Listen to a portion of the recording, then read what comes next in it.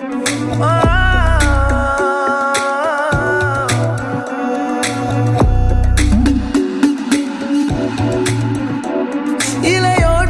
மலரோடும் உன் விரல் ரேகை, வழியெல்லாம் வழியெல்லாம் உன் குழல் வாசம், நீரோடை முழுதும் உன் வேர்வை காயல்கள், முட்புதரின் இடையில் உன் பார்வை முயல்கள்.